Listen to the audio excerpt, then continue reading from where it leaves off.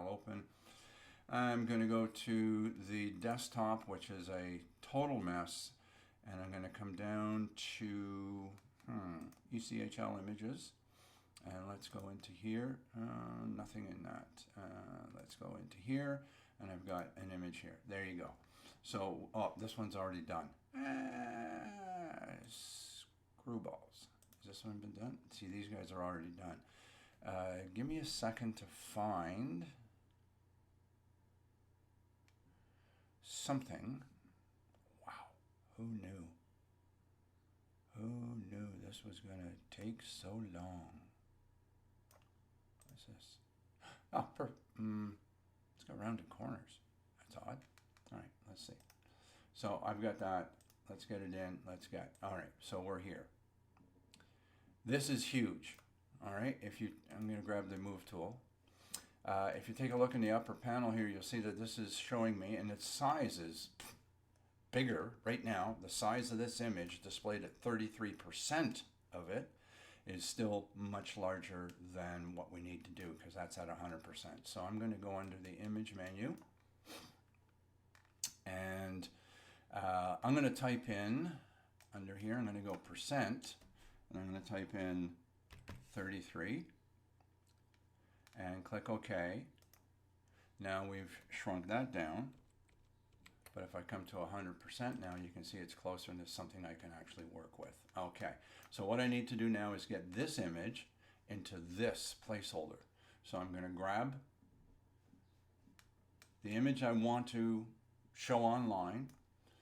I'm going to have that active. I'm going to grab the background from there and drag over.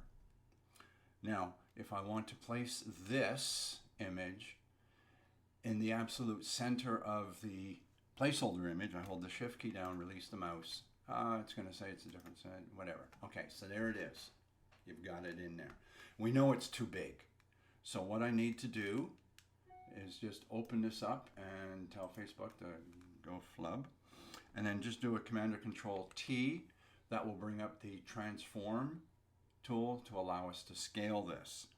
Then what I'm going to do is I'm going to hold go into one of the corners and just drag in, but I want to have all sides staying the same aspect ratio. So you hold the shift key down, and what I want to do is I want to drag into the center. So I'm going to hold down the option key and then click and drag. And all I'm going to do is just drag this down to it's about there. All right, just that it fits in the current window. I know it's still larger, but we don't know exact yet. So there you go. So let go of the mouse, then let go of the modifier keys, and then come up here and click this to get that to be resized. Move tool, you got a little edge there. That's no big deal. What I need to do is I need to get this image to live inside the smaller one that actually has the drop shadow and all that stuff, and it's called clipping. Right? I need to clip this image to the stuff on this layer, and the easiest way to do that is to hold down the, well, let's just do it this way. You go under layer and you go down to create clipping mask. Once you do that, notice that this layer is now indented and there's this downward pointing arrow there. Okay? And what that's indicating is that the contents of this layer are being clipped to the pixels on this layer. All right, good. Now, if you ever want to unclip it, place your cursor in between the two layers, hold down the option key, all right? And sometimes it's finicky, but anyways, you're going to get it. And once you get this indicator and click on that, it'll release it, all right? And if you want to do it without going to the menu system across the top there, hold down the option key, place your cursor here, and as soon as you get to about that point, you click and say, awesome. All right.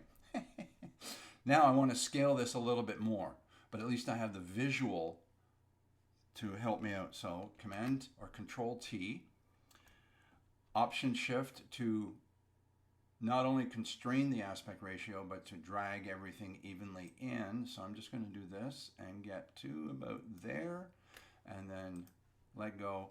I'd like to get a little bit more of the tower, but I think this stuff here is really important and all that kind of stuff. But because I have the move tool selected, I can just hit the down arrow keys. And if this is not going fast enough for me, I can hold the shift key down. Okay, and then to get to the top of the tower, we're there, but I lose all the other stuff. So obviously this image would not work.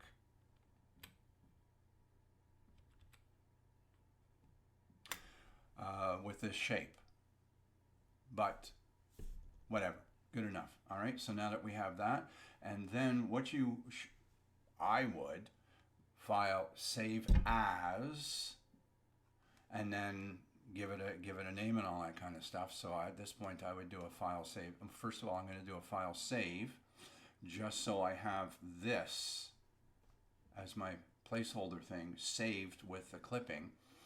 And then I'm going to go file save as and give it a unique name, put it in the unique folder, and then, you know, drag and drop that guy. So if I go in here and choose,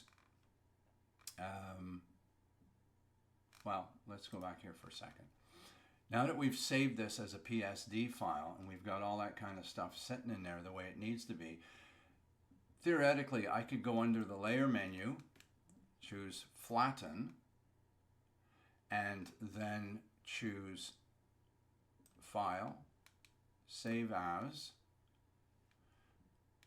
and I would come in here and choose JPEG, all right, and I would give this a unique name. So I would call this Adobe Portfolio 01, and it's going to be a JPEG. It's got the embedded color profile that I don't like, so I'm going to cancel out of this, and I'm just going to make sure that I convert the profile to sRGB, then do my file save as. Oh, Lord. All right, and then 01, you can come up with obviously a better name that suits everything you're doing, and choose JPEG. So now it says embed color profile is that. There you go. Boom and boom. And that's done. And this is what would be placed on the web. All right. Now, here's the beauty of this is I can close this guy off, close this guy off, and then go File, Open Recent, and come over here and my portfolio placeholder image. Ooh, got to change that. All right, and set that up so it's originally, all right, because my image that I chose here was a screen capture. All right, and then I can just do save. So now it's a multi-layered Photoshop document, named appropriately, so I know what to go for and where to go, and it's also in the right color space. So now to repeat this and do my second image, got to find another image to work with.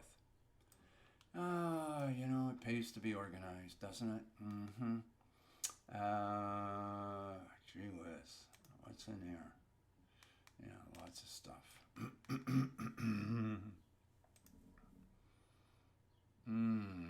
These are all TIFFs. Okay, Toronto Waterfront. And oh, there's a JPEG. Ooh, wrong aspect ratio.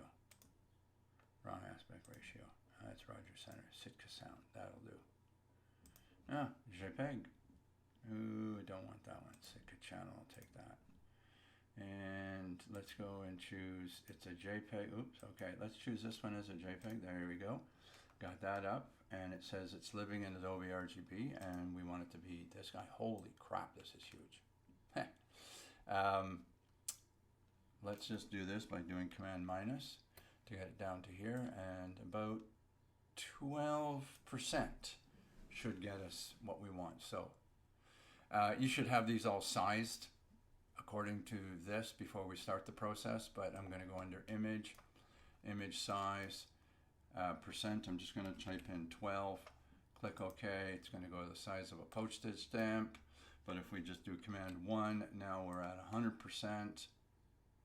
And if I click, hold, and drag this over, hold the Shift key down to place it in the absolute center of my portfolio placeholder image. There we go. I don't need this anymore, so I can close that and not save it. And notice now that the Alaska image is sitting on top of the Rogers Center image, but it's not within the parameters here. So what I need to do is hold down the Option key and put my cursor in between the layers, click and hold, and now there we go. It's that easy. Okay, it's totally that easy. The other way would have been, if I did this, is to drag this image below and it sits in, and then just turn the eyeball off. But I prefer the other way.